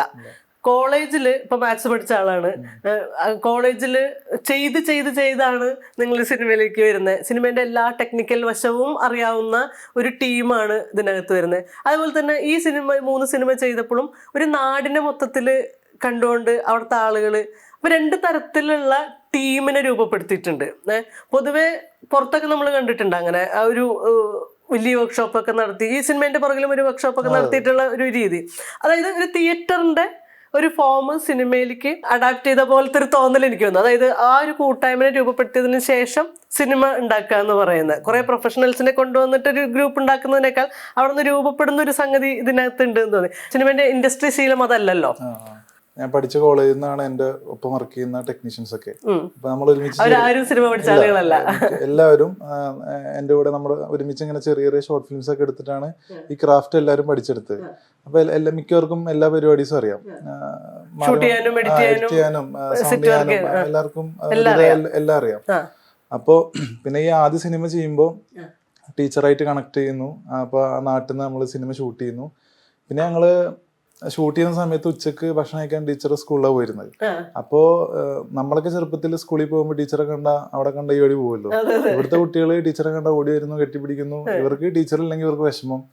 അപ്പോ ആ രീതിയിലുള്ള കുട്ടികളാണ്. അപ്പൊ കുട്ടികളെ അത്രയും സ്വാധീനിക്കാൻ കഴിയണമെങ്കിൽ ഇവരെന്തെങ്കിലും പരിപാടിയായിട്ട് ചെയ്തിട്ടുണ്ടാവുമല്ലോ. പിന്നെ നമ്മളെ തടവ് ഷൂട്ട് ചെയ്യുമ്പോ തന്നെ ടീച്ചറെ ഉപദ്രവിക്കുന്ന ഒരു സീനുണ്ട്. അപ്പോ ആ കാണികളായിട്ട് കുട്ടികളാണ്. അപ്പൊ കുട്ടികൾക്ക് അറിയാണ്, പക്ഷെ ക്യാരക്ടറിനെയാണ് ശരിക്ക് അവര് ഉപദ്രവിക്കുന്നത്. പക്ഷെ കാണുമ്പോ അയ്യോ ഞങ്ങൾ ടീച്ചർ തല്ലാണല്ലോ എന്ന് പറഞ്ഞിട്ട് അവര് കരഞ്ഞോണ്ടിരിക്കുകയാണ്. അപ്പോ വളരെ ഇൻസ്പയറിംഗ് ആണ് ഇവരുടെ നാട്ടിലെ പരിപാടിയും സ്കൂളിൽ നടക്കുന്ന കാര്യങ്ങളൊക്കെ. ഷൂട്ട് ചെയ്യുന്നതിന് മുമ്പ് ഇവർക്ക് ഇത് സിനിമയാണ്, ലൈറ്റ് വരുന്നു, ക്യാമറ വരുന്നു, ആ ഒരു സാധനങ്ങളൊക്കെ ഒഴിവാക്കാൻ വേണ്ടിയിട്ട് 1 മാസം നാടകം ചെയ്യുന്ന പോലെ ചുമ്മാ സ്ക്രിപ്റ്റിനെ നമ്മള് നാടൻ പോലെ ചെയ്തു സിനിമ. അതായത് ഒരു 2-3 തവണ ഫുൾ സിനിമ ചെയ്തു. അപ്പൊ ആൾക്കാർക്ക് സെറ്റിൽ വരുന്ന എല്ലാവർക്കും അറിയാം എന്താ ചെയ്യാൻ പോകണം, എന്താണ് എല്ലാ ക്യാരക്ടേഴ്സിനും എല്ലാം അറിയാം. അതായത് എല്ലാവർക്കും ഫുൾ സ്ക്രിപ്റ്റ് കാണാപ്പാടെ അറിയാം. ഇപ്പൊ നമ്മൾ ഷൂട്ട് ചെയ്യുന്ന സമയത്ത് എന്തെങ്കിലും ഒരു ഒബ്ജക്റ്റോ അല്ലെങ്കിൽ എന്തെങ്കിലും മിസ് വരുമ്പോ അവിടെ സബ് ക്യാരക്ടർ പറയും അയ്യോ ഇവിടെ അങ്ങനെ ഉണ്ടായിരുന്നല്ലോ. അത് സ്ക്രിപ്റ്റ് പണ്ടെങ്ങാണ്ട് സ്ക്രിപ്റ്റ് വായിച്ച ഒരാൾ വന്നിട്ട് അയ്യോ അവിടെ ഈ ഡയലോഗ് ഇല്ലല്ലോ. അപ്പൊ നമുക്ക് തിരക്കിനിടെ നമ്മൾ മിസ്സായി പോയ കാര്യങ്ങളൊക്കെ ഇവരാണ് പറയുന്നത്. കാരണം അവർക്ക് അത്രയും പ്രാക്ടീസ് ഉണ്ട്, അവരത്രയും വർഷങ്ങളായിട്ട് അത് ചെയ്യുന്ന ആളുകളാണ്. അപ്പൊ അത് സിനിമയെ വളരെയധികം സപ്പോർട്ടും വളരെയധികം സിനിമയ്ക്ക് ഗുണം ചെയ്തിട്ടുണ്ട് അവര് ഗ്രൂമിങ് സെക്ഷനൊക്കെ. ഈ നാടുണ്ടല്ലോ പരതൂർ എന്ന് പറയുന്ന നാട്, ഒരു നാട് മുഴുവൻ കലയെ ഇങ്ങനെ സ്നേഹിക്കുകയും കൂടെ നിൽക്കുകയും ചെയ്യുന്ന ഒരു സിറ്റുവേഷൻ റയർ ആണെന്ന് തോന്നുന്നു. ശരിക്കും നാട് വളർത്തിയ ഒരു വ്യക്തിയാണ് ഞാൻ. എൻ്റെ കുട്ടിക്കാലത്തൊക്കെ ലൈബ്രറി സജീവമായിട്ട് ഞാൻ ഒരുപാട് നാടകങ്ങള് നാട്ടിൻപുറത്തുനിന്ന് തന്നെ ഒരുപാട് നാടകങ്ങള്. അപ്പൊ എൻ്റെ അച്ഛനും അച്ഛൻ്റെ സുഹൃത്തുക്കളും ഒക്കെ അച്ഛൻ്റെ പേര്? രാമേന്ദ്രൻ, PT രാമേന്ദ്രൻ. അപ്പൊ അച്ഛന്റെ സുഹൃത്തുക്കളൊക്കെ സ്റ്റേജിൽ കയറുന്നതായിട്ട് കണ്ടിട്ടുണ്ട്. അന്നൊക്കെ നടികളൊന്നും അങ്ങനെ വല്ലാതെ നടികളെ കൊണ്ടുവരിക ചെയ്യുക. അപ്പൊ ഞങ്ങളൊക്കെ നടീനെ കാണാൻ വേണ്ടിയിട്ട് ഇങ്ങനെ ചെല്ലും. നമ്മുടെ നാട്ടിൻപുറത്ത് സ്ത്രീകളൊന്നും അന്ന് അഭിനയിച്ചിരുന്നില്ല. അപ്പൊ നടിയെ കാണാൻ വേണ്ടിയിട്ട് എല്ലാവരും ആൺകുട്ടികളും പെൺകുട്ടികളും ഒക്കെ കൂടെ വന്നിട്ട് നടീനെ ഇങ്ങനെ അത്ഭുത ജീവിയെ കാണുന്ന പോലെ ഇങ്ങനെ കാണും. സിനിമാ താരങ്ങളെയൊന്നും നമുക്ക് കാണാൻ കിട്ടില്ലല്ലോ. അപ്പൊ ഈ നടി എന്ന് പറയുമ്പോൾ ആ ഒരു പരിവേഷം അന്നുണ്ടായിരുന്നു. അപ്പൊ അങ്ങനെ ഒരു നാടക പാരമ്പര്യം ചെറുപ്പം മുതലേ നാടകം കണ്ടിട്ട്. പിന്നെ അവിടുത്തെ ലൈബ്രറി എന്ന് പറയുന്നത് അവിടുത്തെ എന്ത് ഒരു കലയാണോ ഒരു വ്യക്തിയുടെ ഉള്ളിൽ എന്ത് കഴിവാണോ അതിനെയൊക്കെ പരിപോഷിപ്പിക്കുന്ന രീതിയിലായിരുന്നു അവിടുത്തെ വായനശാല എന്ന് പറയുന്നത്. അപ്പൊ അന്നൊക്കെ വാർഡ് മത്സരങ്ങളൊക്കെ ഉണ്ടാകുമ്പോൾ ഞങ്ങളൊക്കെ തന്നെയാണ് കുട്ടികളാണെങ്കിൽ പോലും ഞങ്ങൾക്കൊക്കെ എന്താ വെച്ചാൽ അച്ഛനും അമ്മയും ടീച്ചേഴ്സ് ആവുകൊണ്ട് കുറച്ചൊക്കെ വരുമാനമുള്ളതുകൊണ്ട് കുറച്ച് ഡാൻസും ഒക്കെ പഠിപ്പിച്ചിരുന്നു. അപ്പൊ ഈ കിട്ടുന്നത് മുഴുവൻ ഈ വാർഡ് മത്സരത്തിന് നാട്ടുമ്പുറത്തുള്ള കുട്ടികളെയും കൂടെ സ്റ്റേജുമൊക്കെ കയറ്റാനായിട്ട് അച്ഛനമ്മയൊക്കെ പറയും നീ കുറച്ച് ഡാൻസൊക്കെ ഒന്ന് സെറ്റ് ചെയ്ത് കൊടുക്കുന്നു പറഞ്ഞിട്ട് അങ്ങനെ ഒരുപാട് ആളുകളെ സ്റ്റേജുമൊക്കെ കയറ്റിയിരുന്നു. അപ്പൊ ഇപ്പൊ ഇങ്ങനെ അവാർഡ് കിട്ടിയപ്പോഴേ അവരൊക്കെ ഇങ്ങനെ ആ ഒരു സ്നേഹത്തോടു കൂടി നന്ദിയോട് കൂടിയിട്ട് നീ ചെയ്ത നന്മയുടെ ഭാഗമാണ് കിട്ടിയത്. കാരണം ഞങ്ങളൊന്നും സ്റ്റേജ് കാണും കൂടെ ഉണ്ടായിരുന്നില്ല. അപ്പൊ ഞങ്ങളെയൊക്കെ സ്റ്റേജിൽ എത്തിച്ചത് നീയാണ് എന്നൊക്കെ ഇപ്പൊ ഇങ്ങനെ ഒരുപാട് വേദികളിൽ പോകുമ്പോ ചെതറി കിടക്കണം അന്നത്തെ കൂട്ടുകാരൊക്കെ ഏതൊക്കെയോ സ്ഥലങ്ങളിൽ.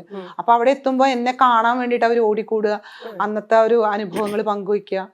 അതുപോലെ സ്കൂളുകളിലായാലും അതെ, പിന്നെ ഹൗസുകൾ തമ്മിലുള്ള മത്സരം അതിലൊക്കെ ഞാൻ ഓടി നടന്ന് എല്ലാവരെയും ഇതിൽ പിടിച്ച് നാടകം അഭിനയിച്ചിട്ടും ഫോക്ക് ഡാൻസ് കളിപ്പിച്ചിട്ടും അങ്ങനെ എല്ലാത്തിലും ചെയ്തത് കൊണ്ട് അവർക്കൊക്കെ ഈ കല കൊടുത്തോണ്ടുള്ള ഒരു നന്മ എവിടേക്കോ ഉള്ളിൽ കിടക്കുന്നുണ്ട്. അതൊക്കെ ആയിരിക്കാം കേട്ടോ ഇത് നിമിത്തം പോലെ ഇങ്ങനെ ഫാസിലിനെ തന്നെ ഒരു ക്യാരക്ടർ ചെയ്യിപ്പിക്കാൻ തോന്നിയതും.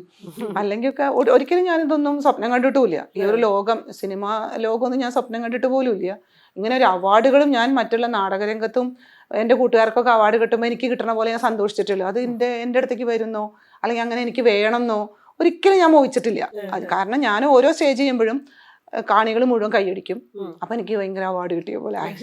അപ്പൊ അടുത്തൊരു പെർഫോമൻസിന് വേണ്ടിയിട്ടുള്ള ഒരു സന്തോഷം, ഊർജം ഈ കാണികളുടെ കൈയടിയും നന്നായിട്ടുണ്ട് എന്നുള്ള ആ പറച്ചിലുമാണ് അവാർഡായിട്ട് ഇങ്ങനെ കണക്കാക്കിയത്. അപ്പൊ ഇത് പ്രഖ്യാപിച്ചപ്പോഴും ശരിക്കും പറഞ്ഞാൽ എന്തോ ഒരു അന്താളിപ്പായിരുന്നു എനിക്ക്. ഈ ഏകപാത്ര നാടകങ്ങൾ ചെയ്തിട്ടുണ്ടല്ലോ, ഒരു ടീമായിട്ട് സ്റ്റേജിൽ പെർഫോം ചെയ്യുന്നതും ഒറ്റയ്ക്ക് ഇപ്പോൾ സ്റ്റാൻഡപ്പ് കോമഡി ചെയ്യുന്നതോ അല്ലെങ്കിൽ ഒരു കാരിക്കേച്ചർ ചെയ്യുന്നതോ ഒക്കെ നമ്മൾ ഒറ്റയ്ക്കുള്ള പെർഫോമൻസുകൾ കണ്ടിട്ടുണ്ട്. പക്ഷെ നാടകം ഉണ്ട് കേട്ടോ. ഇപ്പൊ പുണ്യശേഷിയേട്ടനൊക്കെ ഒറ്റയ്ക്ക് നാടകം ചെയ്യുന്നത് ഒക്കെ നമ്മൾ കണ്ടിട്ടുണ്ട്. എന്നാലും ഒരു സ്ത്രീ ഒറ്റയ്ക്ക് ഒരു നാടകത്തിന് ഇത്രയും സമയം എൻഗേജിങ് ആയിട്ട് കൊണ്ടുപോകാന്ന് പറയുന്നത് ഭയങ്കര ഒരു ടാസ്ക് അല്ലേ? ഓരോ തവണത്തെ പെർഫോമൻസും വേറെ വേറെ ആയിരിക്കും എനിക്ക് തോന്നുന്നു. ആ ഒരു എക്സ്പീരിയൻസ് എങ്ങനെയാ? അതെ, ഇതിൽ ചിന്തിക്കാൻ തന്നെ കാരണം എന്താ വെച്ചാല് കുറച്ച് മുന്നേ തന്നെ ഞാൻ എൻ്റെ ഈ കലാപരമായ കഴിവുകൾ കൊണ്ട് തന്നെ പലരും പല ഉദ്ഘാടനത്തിനൊക്കെ വിളിക്കും. ഈ പെൺവായന അങ്ങനെയൊക്കെയുള്ള കാര്യങ്ങൾക്ക് വിളിക്കുമ്പോൾ എനിക്ക് ആളുകളെ സംസാരിച്ച് പിടിച്ചിരുത്താനുള്ള കഴിവില്ല എന്നെ ഒരു കോൺഫിഡൻസ് ഇല്ല. അപ്പോൾ ഓരോരുത്തരും പ്രസംഗിക്കുമ്പോൾ എന്ത് രസമായിട്ട് അവർ സംസാരിക്കണം അതിങ്ങനെ പലപ്പോഴും തോന്നാറുണ്ടായിരുന്നു. അപ്പോഴാണ് ഞാൻ ആലോചിച്ചത് ഇതൊക്കെ ഞാൻ തള്ളി മാറ്റുകയാണ്, വേദികളൊന്നും എനിക്ക് പറ്റില്ല കേട്ടോ. അപ്പോഴാണ് ഞാൻ ഒന്ന് ആലോചിച്ചത് എൻ്റെ മേഖല എന്ന് പറയുന്നത് അഭിനയമാണല്ലോ. അഭിനയത്തിലൂടെ എനിക്ക് പറയാനുള്ള കാര്യങ്ങൾ പറഞ്ഞാലോ, അങ്ങനെ അനുഭവിപ്പിച്ചാലോ ആളുകളെ. അങ്ങനെയാണ് ഞാൻ ഒരു പെർഫോമൻസിനെ കുറിച്ച് ആലോചിച്ചത്. അപ്പോഴാണ് പാഠപുസ്തകത്തിൽ വേനലിൻ്റെ ഒഴിവെന്ന് മാധവിക്കുട്ടിയുടെ ഒരു കഥ പഠിപ്പിച്ചുകൊണ്ടിരിക്കുന്നത്. അപ്പോൾ ഞാൻ എൻ്റെ നാടകത്തറവായിട്ടുള്ള ആറങ്ങോട്ടുകര കലാപാഠശാലയിൽ ഇത് അവതരിപ്പിച്ചു. അപ്പോൾ എനിക്കിങ്ങനെ കുറേ വേദികൾ കിട്ടുന്നുണ്ട്, ഞാൻ അതൊക്കെ ഒഴിവാക്കുകയാണ്. അപ്പം എന്നാൽ ഒരു നാടകമായിട്ട് പോയാലോ. അങ്ങനെയാണ് ഈ അവാർഡ് പ്രഖ്യാപനത്തിന്റെ ഒരു 6 മാസം മുന്നെയാണ് ഈ നാടകം ചിട്ടപ്പെടുത്തിയത്. എന്നിട്ട് കഥ ഞാൻ അവർക്ക് പറഞ്ഞു കൊടുത്തു. പുസ്തകത്തിലെ കഥയാണ്. അതിൽ അമ്മുവിന്റെ വേർഷനിലാണ് കഥ കിടക്കുന്നത്. അതിന് അമ്മൂത്തശ്ശിയുടെ വേർഷനിലാക്കിയിട്ടാണ് നാടകം ചെയ്യുന്നത്. അപ്പൊ ശ്രീജയാണ് രചന, ശ്രീജയുടെ ഹസ്ബൻഡ് നാരായണേട്ടനാണ് സംവിധാനം. പാഠശാലയുടെ ബാനറിലാണ് കളിക്കുന്നത്. അപ്പൊ കുറച്ചിങ്ങനെ കളിച്ചു വരുമ്പോഴാണ് ഈ അവാർഡ് കിട്ടിയത്. അപ്പൊ പിന്നെ ആളുകൾക്ക് നാടകവും വേണം, നാടകം കളിച്ചു. അപ്പൊ ഞാൻ അങ്ങോട്ട് ചോദിക്കും നാടകമാണോ സംസാരമാണോ, കാരണം സംസാരം ഒട്ടും എനിക്ക് പറ്റണതല്ല എന്നുള്ളൊരു ഇതായിരുന്നു. അപ്പോൾ നാടകം എന്ന് പറയുമ്പോൾ എനിക്ക് വലിയ സന്തോഷം. അപ്പൊ 10-42 വേദികൾ കഴിഞ്ഞു ചെയ്തു. അരമണിക്കൂർ. അപ്പൊ പക്ഷെ ഈ 42 ഞാൻ 42 തരത്തിലാണ്. അല്ല വെച്ചാൽ എനിക്ക് ഓരോ സ്റ്റേജ് ചെയ്യുമ്പോഴും ഞാൻ പുതിയതായിട്ട് ചെയ്യാം. ഈ നാടകം ഞാൻ പുതിയതായിട്ട് ചെയ്യാണ്. പിന്നെ എന്താ വെച്ചാൽ എനിക്ക് ഇഷ്ടത്തിലാണ് ഞാൻ ചെയ്യണത്. ത്രൂ ഔട്ട് 1/2 മണിക്കൂർ ഞാൻ ആ മുത്തശ്ശിയായിട്ട് തന്നെ നിൽക്കുന്നു. ഞാൻ വളരെ ആസ്വദിച്ചിട്ടാണ് ചെയ്യണത്. പിന്നെ അത് കഴിയുമ്പോൾ ആളുകൾ അത് ഫീൽ ചെയ്തത് പറയുമ്പോൾ അടുത്തൊരു സ്റ്റേജിലേക്കുള്ള ഒരു സന്തോഷം, എനർജി. പുതിയ തലമുറ വിഷ്വൽ ലാംഗ്വേജിൽ കൂടെയാണ് ലോകവുമായിട്ടുള്ള ഒരു സംവേദനം നടക്കുന്നതെന്ന് തോന്നാറുണ്ട്. 2000-ത്തിനൊക്കെ ശേഷമുള്ള കുട്ടികൾ മൊബൈൽ ഫോണിന്റെ ഒക്കെ വരവോടൊക്കെ കൂടി വിഷ്വൽ ലാംഗ്വേജിലാണ് അവര് ലോകത്തോട് സംവദിക്കുന്നതെന്ന് തോന്നാറുണ്ട്, ഈ പുതിയ ജനറേഷൻ പ്രത്യേകിച്ച്. ആ സമയത്താണ് നമ്മൾ സിനിമയും എടുക്കുന്നത്. നമ്മൾ സംവദിക്കുന്ന തലമുറയും വിഷ്വൽ ലാംഗ്വേജിൽ കൂടുതൽ പ്രോണായിട്ടുള്ള ആളുകളാവുമ്പോൾ നമ്മുടെ ട്രീറ്റ്മെന്റിൽ വ്യത്യാസം വന്നിട്ടുണ്ടോ? അല്ല, ഇത് ഒരു വിഷ്വൽ മീഡിയ ആണല്ലോ. അപ്പൊ നമുക്കിങ്ങനെ ഡയലോഗിൽ മാത്രം സിനിമ കൊണ്ടുപോകാൻ പറ്റില്ല. പിന്നെ പഴയ സിനിമകളായിട്ട് ഇപ്പോഴത്തെ സിനിമകൾ നോക്കുമ്പോൾ ആ മാറ്റം നമുക്ക് വളരെ കൃത്യമായിട്ട് അറിയാൻ പറ്റും. പിന്നെ വായന എന്ന് പറയുമ്പോൾ ഇപ്പൊ ഒരു സിനിമ കാണുമ്പോൾ ആ വിഷ്വൽ മാത്രമല്ല, അതിന്റെ തിരക്കഥ കൂടി നമുക്ക് അത് വായിക്കാൻ പറ്റും. ഇപ്പൊ രണ്ടാമത്തെ കാഴ്ചയിൽ നമുക്ക് ഓരോ ഡിപ്പാർട്ട്മെന്റും നമുക്ക് വേർതിരിച്ച് കാണാൻ പറ്റും. ഇപ്പൊ ക്യാമറ ശ്രദ്ധിച്ച് കാണാം, സൗണ്ട് ശ്രദ്ധിച്ച് കാണാം, എഡിറ്റ് ശ്രദ്ധിച്ച് കാണാം, സ്ക്രിപ്റ്റ് ശ്രദ്ധിച്ച് കാണാം. അപ്പോൾ സിനിമ കാണുമ്പോൾ നമുക്ക് ആ വിഷ്വൽ സാധനം മാത്രമല്ല, അതിന്റെ ലിറ്ററേച്ചറോടും കിട്ടും. അപ്പൊ നമുക്കൊരു സ്ക്രിപ്റ്റ് റെഫറൻസ് എടുക്കണമെങ്കിൽ ആ സിനിമയുടെ സ്ക്രിപ്റ്റ് വായിക്കുന്നത് നല്ലതാണ്. അതിനോടൊപ്പം തന്നെ ആ സിനിമയുടെ സ്ക്രിപ്റ്റ് ശ്രദ്ധിച്ചു കണ്ടാലും നമുക്ക് ആ ലിറ്ററേച്ചർ കിട്ടും. അപ്പോൾ എനിക്ക് തോന്നുന്നത് സിനിമ കാണുന്നതും ആ രീതിയിലുള്ള ഒരു എഫക്ട് അതിനുണ്ട്. പക്ഷെ ഇപ്പൊ ഞാൻ സ്ക്രിപ്റ്റ് ഫോർമാറ്റ് പഠിച്ചത് സിനിമ കണ്ടിട്ടല്ല, സ്ക്രിപ്റ്റുകൾ വായിച്ചിട്ടാണ്. അപ്പൊ ആ ഒരു ബേസ് ഉള്ളതുകൊണ്ട് തന്നെ നമുക്ക് പിന്നീട് സിനിമ കാണുമ്പോൾ അതിന്റെ സ്ക്രിപ്റ്റിന്റെ ഒരു ഫോം എങ്ങനെയാണ്, അതിന്റെ പോക്ക് എങ്ങനെയാന്നൊക്കെ കൃത്യമായിട്ട് മനസ്സിലാക്കാൻ പറ്റും.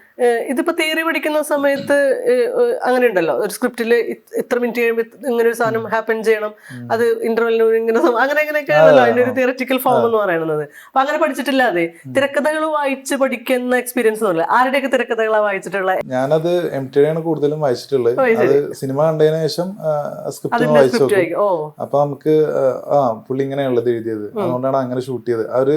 അത് കോളേജ് പഠിക്കുന്ന സമയത്ത് അത് ഒരുപാടൊന്നും വായിച്ചിട്ടില്ല, ഒരു 3-4 ഒക്കെ വായിച്ചിട്ടുള്ളൂ. അപ്പൊ നമുക്ക് ഒരു ഫോർമാറ്റ് കിട്ടും. പിന്നീട് നമ്മൾ ആലോചിക്കുമ്പോൾ ഈ ടെക്നിക്ക് നമ്മള് ബോധപൂർവ്വം ഇടേണ്ട ആവശ്യമില്ല. ഇത്രാമത്തെ സമയത്ത് ഇന്ന സംഭവിക്കണം എന്നുള്ളത് നമുക്ക് നമ്മുടെ ഐഡിയയിൽ ഉണ്ടാവും. അപ്പൊ അത് തന്നെ സംഭവിക്കും. നമ്മളത് ഫോഴ്സ് ചെയ്യേണ്ട ആവശ്യമില്ല. കാരണം നമ്മുടെ ബോധമനസ്സിലുണ്ട് ഒരു ഇങ്ങനെ ആയിരിക്കണം എന്നുള്ളത്. അതെ, ഫോർമാറ്റ് മീൻസ് കഥ ഡിമാൻഡ് ചെയ്യുന്ന അനുസരിച്ചാണ്. ഇപ്പൊ ചില സിനിമകൾ തുടക്കം തന്നെ വലിയൊരു സംഭവം നടക്കും, ഡിപ്പെൻസ് കഥ. IFFK നിങ്ങളുടെ ജീവിതത്തിൽ ഭയങ്കരമായിട്ട് ഇടപെട്ടിട്ടുണ്ടെന്ന് നമ്മൾ മുമ്പ് സംസാരിച്ചപ്പോൾ മനസ്സിലായിട്ടുണ്ട്. ഇപ്പോൾ ലേറ്റസ്റ്റ് ആയിട്ട് IFFKന്റെ മലയാള സിനിമ തെരഞ്ഞെടുപ്പിന്റെ ജൂറിയുമായിട്ട് നിങ്ങൾ വരുന്നത്. IFFK യാത്ര എങ്ങനെയാ? IFFK എന്റെ 5ാമത്തെ IFFKയിലാണ് എനിക്ക് ആദ്യത്തെ സിനിമ ആയിട്ട് പോകാൻ പറ്റുന്നത്.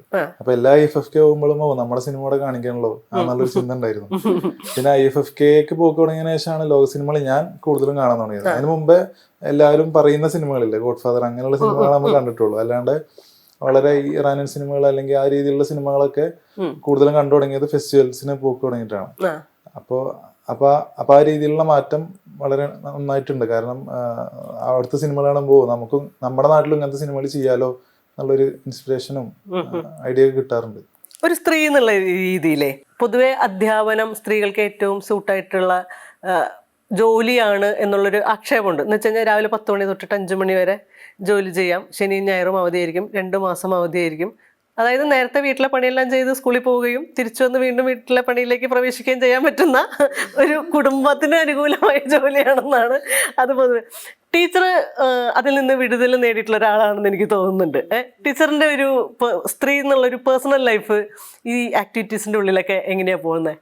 എനിക്ക് ഏറ്റവും വലുതെന്താ വെച്ചാൽ എൻ്റെ കലയിനെയും കൂടെ അംഗീകരിച്ചുകൊണ്ട് തന്നെ എൻ്റെ കുടുംബം ഏറ്റെടുത്തത്. അത് അച്ഛനും അമ്മയായാലും എൻ്റെ കല്യാണം കഴിഞ്ഞ വീട്ടിലേക്കും സ്ത്രീ എന്ന് പറയുമ്പോൾ പറിച്ച് നടലുകൾ ഉണ്ടാവില്ല. പക്ഷെ വലിയ പ്രശ്നങ്ങളില്ലാണ്ടാണ് എല്ലാവരും എന്നെ വീട്ടിലെ കുടുംബത്തിലെല്ലാവരും ഹസ്ബൻഡിൻ്റെ പെങ്ങന്മാരും അമ്മയൊക്കെ നല്ല സപ്പോർട്ടായിരുന്നു. നമ്മൾ കുട്ടിക്കാലം മുതലേ അറിയുന്നത് കാരണം നന്നായിട്ട് തന്നെയാണ് അതിനെ ട്രീറ്റ് ചെയ്യണം. അപ്പോൾ നമുക്കൊരു കുടുംബത്തിൻ്റെ ഒരു സപ്പോർട്ടുണ്ട്. പിന്നെ എനിക്കും ഇനിയിപ്പോൾ അതില്ലെങ്കിൽ പോലും എനിക്കത് എന്തെങ്കിലും ഒന്നും ചെയ്യാതെ വയ്യ. എനിക്ക് സ്വയം പെർഫോം ചെയ്യണം, എൻ്റെ കുട്ടികൾ പെർഫോം ചെയ്യുന്നത് കാണും വേണം. അപ്പം എന്താ വെച്ചാൽ സ്കൂളിൽ സജീവമായിട്ട് നിൽക്കണം, കുട്ടികളെ ഒരു വേറിട്ട രീതിയിൽ അവരെ സജീവമാക്കി പഠന പ്രവർത്തനങ്ങളിൽ നിൽക്കണം. പിന്നെ ഞാൻ എപ്പോഴും അങ്ങനെ നിന്നാലാണ് എൻ്റെ കുട്ടികളുടെ മുന്നിൽ എനിക്ക് എനർജറ്റിക് ആയിട്ട് നിൽക്കാനായിട്ട് സാധിക്കും. അപ്പോൾ വൈകുന്നേരങ്ങളിൽ ഞാൻ നാടക റിഹേഴ്സലിൽ പോകും. പിന്നെ അവിടുത്തെ കഴിഞ്ഞ് വീട്ടിലെത്തി വീട്ടിലും അതുപോലെ ആർക്കും ഒരു പ്രശ്നമില്ലാതെ കൊണ്ട് നടക്കാനുള്ള ഒരു എന്തോ ഒരു കഴിവ് അച്ഛനും അമ്മയും പഠിപ്പിച്ചതായിരിക്കാം. വീടും കൊണ്ട് നടക്കണം, എല്ലാവരെയും പരിഗണിച്ചുകൊണ്ട് സ്കൂളിലായാലും ഇപ്പോൾ ടീച്ചേഴ്സിനെയും കൂടെ നമ്മൾ ടീച്ചേഴ്സൊക്കെ പൊതുവെ സ്കൂള് വീടത്തെ പ്രാരാബ്ധങ്ങൾ ഇങ്ങനെ നടക്കണം. അപ്പോൾ ശരിക്കും പറഞ്ഞാൽ സ്വയം ഒരു സന്തോഷം കിട്ടണമെങ്കിൽ നമ്മളിങ്ങനെ പെർഫോം ചെയ്യണം. അപ്പോൾ ഇപ്പോൾ വാർഷികങ്ങൾ വരികയാണെങ്കിൽ ഓണാഘോഷമായാലും ഞങ്ങൾ ടീച്ചേഴ്സും കൂടി ചേർന്നുകൊണ്ട് ചില കലാപ്രകടനങ്ങൾ ഇപ്പോൾ ഞങ്ങളിപ്പോൾ ഒക്കെ ആനുവൽ ഡേക്ക് വേണ്ടിയിട്ടുള്ള റിഹേഴ്സൽ നടക്കുക. അപ്പോൾ ആ റിഹേഴ്സൽ പ്രോസസ്സിലൊക്കെ നമ്മൾ ഒരുപാട് സന്തോഷിക്കുന്നുണ്ട്.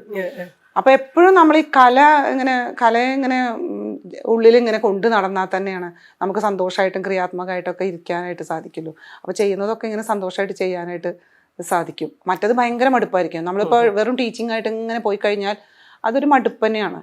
പിന്നെ ടീച്ചിങ് എന്നുള്ളത് ശരിക്കും പറഞ്ഞാൽ ദിവസം പുതുമകളുണ്ട്. കാരണം നമ്മൾ കുട്ടികളെ പല രീതിയിലാണല്ലോ അവരുടെ റെസ്പോൺസുകൾ കിട്ടുക.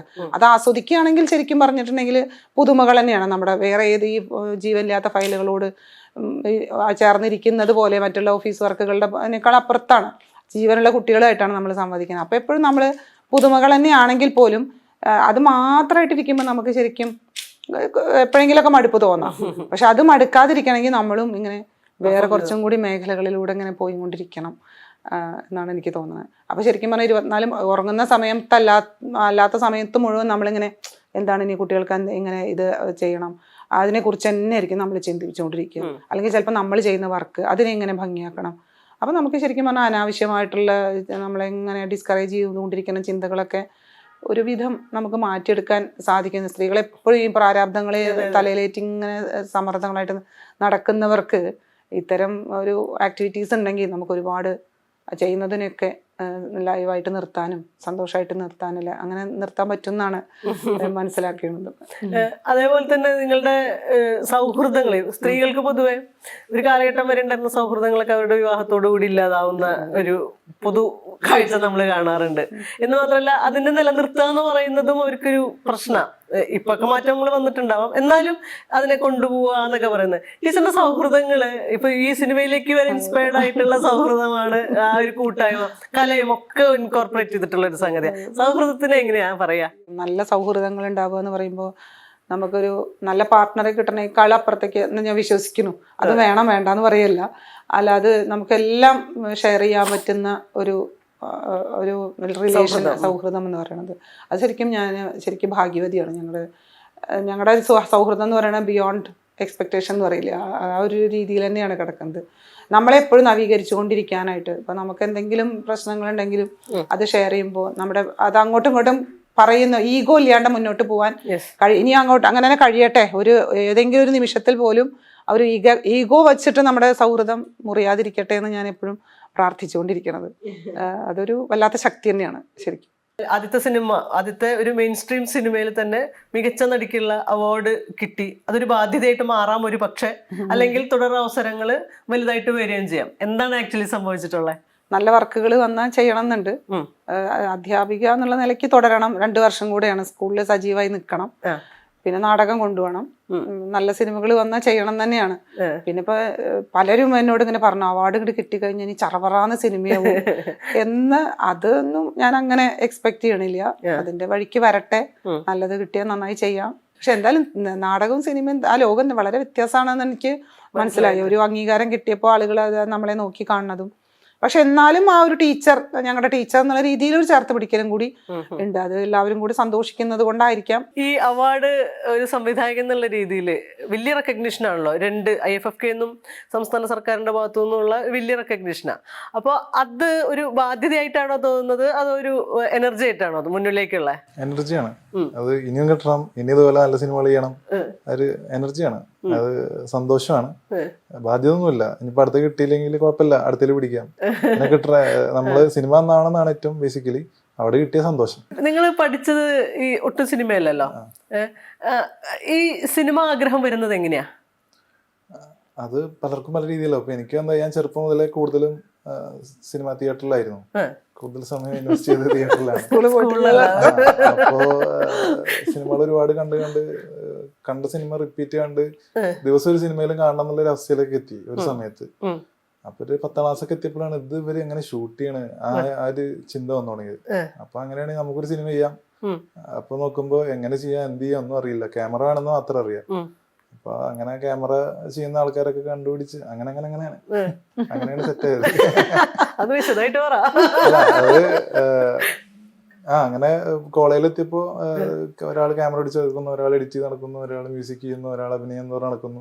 അവരെല്ലാരെയും നമ്മൾ പരിചയപ്പെട്ടു. പിന്നെ സ്വാഭാവികമായിട്ടും സിനിമ താല്പര്യമുള്ള ആൾക്കാരൊക്കെ ഒന്നിക്കുമല്ലോ. ഏത് ഇതാണെങ്കിലും ഏത് മേഖലയാണെങ്കിലും അവർക്ക് വേണ്ടപ്പെട്ടവരൊക്കെ ഒന്നിക്കുമല്ലോ, പ്രത്യേകിച്ച് കോളേജ് സമയങ്ങളിലൊക്കെ. അങ്ങനെ സിനിമ താല്പര്യമുള്ള എല്ലാവരോടും ഒന്നിച്ച് നമ്മള് സിനിമകൾ ചെയ്ത് നിരന്തരം ഒരു 100 ഷോർട്ട് ഫിലിം ചെയ്തിട്ടുണ്ടാവും. നമ്മള് ഷോർട്ട് ഫിലിം മൊബൈലിൽ ചെയ്തിട്ടുണ്ടോ? മൊബൈലിലും ഫോണിലും മറ്റേ ക്യാമറയിലും ചെറിയ ഇത് 2 മിനിറ്റിന്റെ 1 മിനിറ്റിന്റെ 10 മിനിറ്റിന്റെ അരമണിക്കൂറിന്റെ അങ്ങനെ പല സൈസിൽ പല രീതിയിലാണ് നമ്മൾ ചെയ്തിട്ടുണ്ട്. 100+ ചെയ്തിട്ടുണ്ട്. അത് കാരണം 3 വർഷം അല്ലെങ്കിൽ 3 വർഷം കഴിഞ്ഞിട്ടാണ് അതിര് ചെയ്യുന്നതിന് മുമ്പ് അത്രയും നമ്മൾ ചെയ്തിട്ടുണ്ട്. ആ എക്സ്പീരിയൻസ് ആണ് നമ്മുടെ, അതായത് ഈ മീഡിയത്തിനെ വഴക്കിയെടുത്തു. അതെ. അത് ഇപ്പൊ നമ്മളാരും എല്ലാവരും ക്രൂവിലുള്ള മിക്ക ആൾക്കാരും 90% ആൾക്കാരും പുതിയ ആൾക്കാരാണ്. അപ്പൊ നമ്മളൊരു സിനിമ ഇറങ്ങാണ്, നമുക്ക് ഇതിനു മുമ്പ് എങ്ങനെ സിനിമ ചെയ്തിരുന്ന്, ഇതിന്റെ ഒരു പാറ്റേൺ എങ്ങനെയാണ്, ഇത് എങ്ങനെ ഷൂട്ട് ചെയ്യണം, അല്ലെങ്കിൽ അതൊന്നും അറിയില്ല. നമ്മുടെ അനുഭവങ്ങളാണ് നമ്മൾ ആ ഒരു ബലം വെച്ചിട്ട് നമ്മൾ ഷൂട്ട് ചെയ്യാൻ ഇറങ്ങുന്നത്. ഇവരെ കൂടെ നിൽക്കുക എന്നുള്ളത് നല്ലൊരു ഇതായിട്ട്. കാരണം നമുക്ക് എനിക്ക് ഭയങ്കര പ്രശ്നമാണ് സമയം ഇങ്ങനെ വെറുതെ പോവുക. അപ്പൊ നമ്മളിങ്ങനെ സെറ്റ് പോയിട്ട് ഇങ്ങനെ സമയം വെറുതെ ലാഗായിട്ട് പോവുക എന്ന് പറയുമ്പോൾ ഭയങ്കര ടെൻഷൻ ഉണ്ടാവും. ഇവര് അല്ല, നല്ല കറക്റ്റ് ടൈമിംഗ് ആണ്. രാത്രി ഒരുപാട് വൈകിട്ട് അവര് എഡിറ്റിംഗ് ഇതൊക്കെ അല്ല ഇതിന്റെ എന്താ സേവ് ചെയ്യലൊക്കെ കഴിഞ്ഞിട്ട് ഉറങ്ങുക. പക്ഷെ എന്നാലും നമ്മളോട് 6:30 എന്ന് പറഞ്ഞെങ്കിൽ അവര് സെറ്റിലെത്തി കാര്യങ്ങൾ ചെയ്തിട്ടുണ്ടാവും. അപ്പൊ അതുകൊണ്ട് തന്നെ നമ്മളും അതേപോലെ ഇതായിട്ട് നിക്കണം എന്ന് നമുക്ക് തോന്നും. സീരിയസ് ആയിട്ട് തന്നെ ഇവര് കുട്ടികൾ എത്രയോ ഡിഫറൻസ്. നമ്മള് 50+ നിൽക്കുന്ന ആളുകള്, ഇവര് 20+ നിൽക്കുന്ന ആളുകള്. അപ്പൊ ആ ഒരു ഒട്ടുമില്ല, ഭയങ്കര നല്ലതായിരുന്നു. നല്ല കംഫർട്ടബിൾ ആയിരുന്നു. ആക്ടേഴ്സിനെയാണല്ലോ നമ്മൾ സ്ക്രീനിൽ കാണുന്നത്. അപ്പൊ അവരേറ്റവും ഹാപ്പി ആയിട്ട് നിർത്തുക, അവരെ അടിപൊളിയായിട്ട് നിർത്താൻ വേണ്ടിട്ട് നമ്മള് അതെല്ലാരും ചെയ്യുന്ന പരിപാടികളാണ്.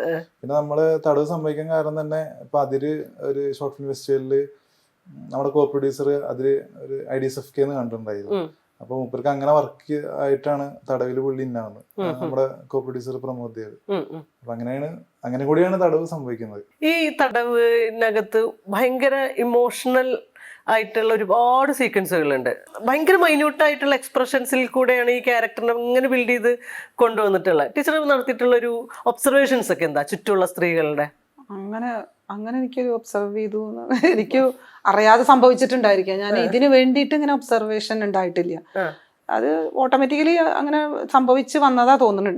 അങ്ങനെയാണ് എനിക്ക് തോന്നുന്നത്. അതിനു വേണ്ടി ഇപ്പോ ഓരോരുത്തരെ അങ്ങനെ ഉണ്ടായിട്ടില്ല. ഉള്ളിലുണ്ടായിരുന്നു കേട്ടോ. ഒരു ഇമോഷനും ഒരു കോപ്പിയടി ആവരുത്, ആരെങ്കിലും ചെയ്തു വെച്ചിട്ടുള്ള ഒരു സാധനത്തിന് അങ്ങനെ ആവരുത് എന്നൊരു തോന്നലുണ്ടായിരുന്നു. എത്രത്തോളം വിജയിക്കുന്നു എനിക്ക് അറിയണ്ടായിരുന്നില്ല. പിന്നെ സിനിമ തിയേറ്ററിൽ ഗംഭീരമായിട്ട് എന്താ പറയാ ഈ പറയുന്ന അഭിപ്രായങ്ങളൊക്കെ സാധൂകരിക്കുന്ന ഇതിൽ ഓടട്ടെ, പ്രേക്ഷകരും കൂടിയിട്ട് അത് ഏറ്റെടുക്കട്ടെ അല്ലേ? അധ്യാപകരൊക്കെ വല്ലാതെ വെയിറ്റ് ചെയ്തുകൊണ്ടിരിക്കണം. ഒരു അധ്യാപികയ്ക്ക് കിട്ടുക എന്ന് പറയുമ്പോൾ അധ്യാപക സമൂഹത്തിന് അത് വിദ്യാഭ്യാസ മന്ത്രി വിളിച്ചപ്പോ അവാർഡ് കിട്ടിയപ്പോ വിളിച്ചു, മുഖ്യമന്ത്രി വിളിച്ചിട്ടുണ്ടായിരുന്നു. അപ്പൊ വിദ്യാഭ്യാസ മന്ത്രി പറഞ്ഞത് വിദ്യാഭ്യാസ വകുപ്പിന് കിട്ടിയ ഒരു അംഗീകാരമായിട്ടാണ് ഞങ്ങൾ കാണുന്നത് എന്ന് പറഞ്ഞപ്പോ ഒരു നല്ല സന്തോഷം. അപ്പൊ അധ്യാപകർ മുഴുവൻ എന്നെ അറിയാത്തവരൊക്കെ പല സ്ഥലത്ത് പോകുമ്പോഴും കലോത്സവങ്ങൾക്കൊക്കെ വേണ്ടി പോണ സമയത്തും അവരിങ്ങനെ വെയിറ്റ് ചെയ്തിരിക്കുന്ന പോലെയാണ്. അപ്പൊ എനിക്ക് ഭയങ്കര ഒരു അധ്യാപിക എന്നുള്ള ആദ്യമായിട്ടാവും. അതാണ് അവരൊക്കെ ആഘോഷിക്കുകയാണ്. അപ്പൊ അതുപോലെ തന്നെ സംഭവിക്കട്ടെ. എല്ലാവരും 21-ാം തീയതി ഫെബ്രുവരി 21-ന് തിയേറ്ററിൽ വരിക, കാണാം. കുറേ ദിവസം അങ്ങനെ ഓടാൻ കഴിയട്ടെ. അങ്ങനെ തന്നെ സംഭവിക്കും. നോക്കാം നമുക്ക്.